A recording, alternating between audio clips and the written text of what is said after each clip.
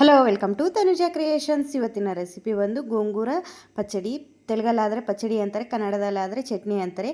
ಗೋಂಗೂರನೂ ಅಷ್ಟೇ, ಕನ್ನಡದಲ್ಲಾದರೆ ಪುಂಡಿ ಸೊಪ್ಪು ಅಂತಾರೆ, ತೆಲುಗಲ್ಲಾದರೆ ಗೋಂಗೂರ ಅಂತಾರೆ.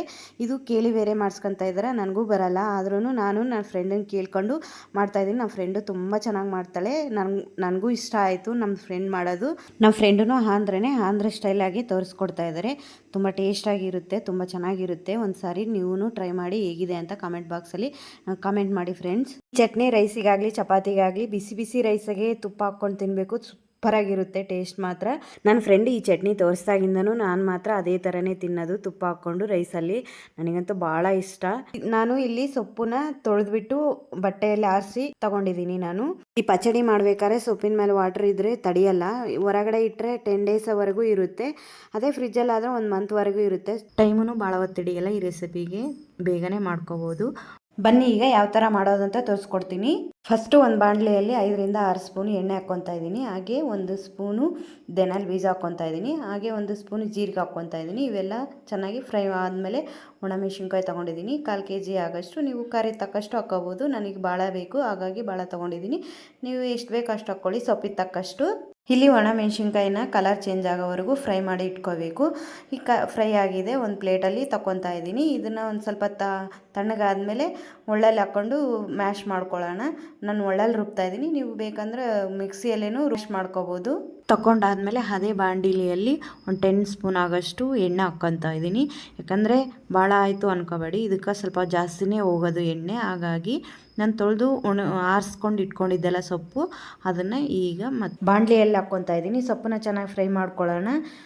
ಇಲ್ಲಿ ನಿಂಬೆ ಸೈಜಷ್ಟು ಹುಣಸೆ ಹಣ್ಣು ತೊಗೊಂಡಿದ್ದೀನಿ. ನೀವು ನೋಡಿ ಹಾಕ್ಕೊಳ್ಳಿ, ಯಾಕಂದರೆ ಸೊಪ್ಪಲ್ಲೇ ಹುಳಿ ಇರುತ್ತೆ. ಹಾಗಾಗಿ ನಾನಿಲ್ಲಿ 2 ಕಟ್ಟಾಗಷ್ಟು ಸೊಪ್ಪು ತಗೊಂಡಿದ್ದೀನಿ.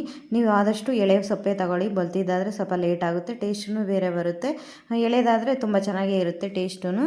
ಇದನ್ನು ಸೊಪ್ಪು ಫ್ರೈ ಆಗಿದೆ, ಸ್ವಲ್ಪ ಹಾರಾಗಿ ಬಿಡೋಣ. ಅಷ್ಟರಲ್ಲಿ ನಾವು ಒಳ್ಳು ತೊಳ್ಕೊಂಡು ನಾವು ಒಣಮೆಣಸಿನ್ಕಾಯಿ ಫ್ರೈ ಮಾಡಿ ಮುಂಚೆ ಇಟ್ಕೊಂಡಿದ್ವಲ್ಲ, ಅದನ್ನು ಹಾಕ್ಕೊತಾ ಇದ್ದೀನಿ. ಈಗ ಒಳ್ಳಲ್ಲಿ ಮ್ಯಾಶ್ ಮಾಡ್ಕೊಳ್ಳೋಣ. ನೀವು ಮಿಕ್ಸಿಯಲ್ಲಿ ಹಾಕ್ಕೊಂಡ್ರೆ ಸ್ವಲ್ಪ ಅಂಥ ಟೇಸ್ಟ್ ಇರಲ್ಲ, ಹಾಗಾಗಿ ನಾವು ಒಳ್ಳಲ್ಲಿ ಹಾಕ್ಕೊತಾ ಇದ್ವಿ. ನಾನು ಕಲ್ಲುಪ್ಪು ತಗೊಂಡಿದ್ದೀನಿ, 1 ಸ್ಪೂನ್ ಆಗೋಷ್ಟು ಕಲ್ಲುಪ್ಪು ಹಾಕ್ಕೊತಾ ಇದ್ದೀನಿ. ನಿಮ್ಮ ಅನುಕೂಲ, ಒಳ್ಳಲ್ಲಾದರೂ ಹಾಕ್ಕೋಬೋದು, ಇಲ್ಲ ಆದರೆ ಮಿಕ್ಸಿಯಲ್ಲಾದರೂ ಹಾಕ್ಕೋಬೋದು. ಆದರೆ ಮಿಕ್ಸಿಯಲ್ಲಿ ಅಷ್ಟೊಂದು ಟೇಸ್ಟ್ ಬರಲ್ಲ. ಇಲ್ಲಿ ನೋಡಿ, ಆಗಲೇ ಒಣಮೆಣಸಿನ್ಕಾಯಿ ಎಲ್ಲ ಮ್ಯಾಶ್ ಮಾಡಿದ್ದಾಯಿತು. ನಾವು ಹೊರಗಡೆ ತಗೊತಾ ಇದ್ವಿ. ನಾವು ಮುಂಚೆ ಬೇಯಿಸಿ ಇಟ್ಕೊಂಡಿದ್ವಲ್ಲ ಸೊಪ್ಪು, ಹಾರಲಿ ಅಂತ ಪಕ್ಕಕ್ಕೆ ಇಟ್ಕೊಂಡಿದ್ವಿ. ಈಗ ಹಾರಿದೆ, ನಾವು ಈಗ ಹಾಕ್ಕೊತಾ ಇದ್ವಿ. ಮತ್ತು ಒಳ್ಳಲ್ಲಿ ಇದನ್ನು ಅಷ್ಟೇ ಚೆನ್ನಾಗಿ ಮ್ಯಾಶ್ ಮಾಡಬೇಕು. ನಾವು ಇಲ್ಲಿ ಆದಷ್ಟು ನೈಸಾಗಿ ಮ್ಯಾಶ್ ಮಾಡ್ಕೋಬೇಕಾಗುತ್ತೆ, ಯಾಕಂದರೆ ಇದು ಸೊಪ್ಪಲ್ಲ, ಹಾಗಾಗಿ ಮ್ಯಾಶ್ ಮಾಡಬೇಕಾಗುತ್ತೆ. ಅದೇ ನಾವು ಮಿಕ್ಸಿಯಲ್ಲಿ ಹಾಕ್ಕೊಂಡಿದ್ದೀವಿ ಅಂದರೆ 1-2 ಸೆಕೆಂಡು ಆನ್ ಮಾಡ್ತಾ ಹಾಕ್ಕೋಬೇಕಾಗುತ್ತೆ. ನಾವೀಗ ಮುಂಚೆ ಪೌಡ್ರ್ ಮಾಡಿ ಇಟ್ಕೊಂಡಿದ್ವಲ್ಲ ಮೆಣಸಿನ್ಕಾಯಿನ ಹಾಕ್ಕೊತಾ ಇದ್ದೀನಿ. ನೀವು ಖಾರದ ತಕ್ಕಷ್ಟು ಹಾಕ್ಕೊಳ್ಳಿ, ನಾನು ಅಷ್ಟು ಹಾಕ್ಕೊತಾ ಇದ್ದೀನಿ. ಪೌಡ್ರ್ ಎಷ್ಟಾಗಿತ್ತು ಅಷ್ಟೂ ಹಾಕ್ಕೊಂಡಿದ್ದೀನಿ. ನಾನು ಇಲ್ಲಿ 2 ಗಡ್ಡೆ ಆಗೋಷ್ಟು ಬೆಳ್ಳುಳ್ಳಿ ತೊಗೊಂಡಿದ್ದೀನಿ. ಇದನ್ನು ಅಷ್ಟೇ ಚೆನ್ನಾಗಿ ಮ್ಯಾಶ್ ಮಾಡ್ಕೋಬೇಕಾಗುತ್ತೆ. ಬೆಳ್ಳುಳ್ಳಿನೂ ನೋಡಿ, ಇಲ್ಲೆಲ್ಲ ಆದಷ್ಟು ಮ್ಯಾಶ್ ಮಾಡ್ಕೊಂಡಿದ್ದೀವಿ. ಇಷ್ಟಾದರೆ ಸಾಕು. ನನಗಿನ್ನೂ ಖಾರ ಬೇಕನ್ನಿಸ್ತು, ಹಾಗಾಗಿ ಇನ್ನೂ ಹಾಕ್ಕೊತಾ ಇದ್ದೀನಿ. ನೀವು ನೋಡಿ ಹಾಕ್ಕೊಳ್ಳಿ, ಖಾರ ತಿನ್ನೋರಾದರೆ ಜಾಸ್ತಿ ಹಾಕ್ಕೊಳ್ಳಿ, ಇಲ್ಲ ಅಂದರೆ ಕಮ್ಮಿ ಹಾಕ್ಕೊಳ್ಳಿ. ಮಕ್ಕಳಾದರೆ ಸ್ವಲ್ಪ ಖಾರ ತಿನ್ನಲ್ಲ, ಹಾಗಾಗಿ ಕಮ್ಮಿ ಹಾಕ್ಕೋಬೋದು. ಇಲ್ಲಿ ನಾವು ಜಾಸ್ತಿನೇ ಯಾಕೆ ಹಾಕ್ಕೊಂಡಿದ್ದೀನಿ ಅಂದರೆ ಒಗ್ಗರಣೆಗೆ ಹಾಕ್ಬೇಕಾದ್ರೆ ಖಾರನೂ ಕಮ್ಮಿ ಆಗುತ್ತೆ, ಹಾಗಾಗಿ ನಾನು ಜಾಸ್ತಿ ಹಾಕ್ಕೊಂಡಿದ್ದೀನಿ. ಇಲ್ಲೆಲ್ಲ ಮ್ಯಾಶ್ ಆಗಿದೆ, ನಾನು ತೆಗಿತಾ ಇದ್ದೀನಿ. ಈಗ ಒಗ್ಗರಣೆಗೆ ಹಾಕ್ಕೊಳ್ಳೋಣ. ಒಂದು ಬಾಣಲಿಯಲ್ಲಿ ಒಂದು 5-6 ಸ್ಪೂನ್ ಆಗೋಷ್ಟು ಎಣ್ಣೆ, ಹಾಗೆ ಸ್ವಲ್ಪ ಉದ್ದಿನಬೇಳೆ, ಹಾಗೆ 1 ಗಡ್ಡೆ ಆಗೋಷ್ಟು ಬೆಳ್ಳುಳ್ಳಿ ಸುಲಿದು ಹಾಕ್ಕೊತಾ ಇದ್ದೀನಿ. 1 ಸ್ಪೂನ್ ಆಗೋಷ್ಟು ಕಡಲೆಬೇಳೆ, ಹಾಗೆ ಸಾಸಿವೆ ಜೀರಿಗೆ ಹಾಕ್ಕೊತಾ ಇದ್ದೀನಿ ನಾನು. ಹಾಗೆ 2 ಒಣಮೆಣಸಿನ್ಕಾಯಿ ತೊಗೊಂಡಿದ್ದೀನಿ. ಇವೇ ಟೇಸ್ಟ್ ಕೊಡೋದು ಒಣಮೆಣಸಿನ್ಕಾಯಿ, ಹಾಗಾಗಿ ಒಣಮೆಣಸಿನ್ಕಾಯಿ ಹಾಕ್ಕೊಂಡಿದ್ದೀನಿ.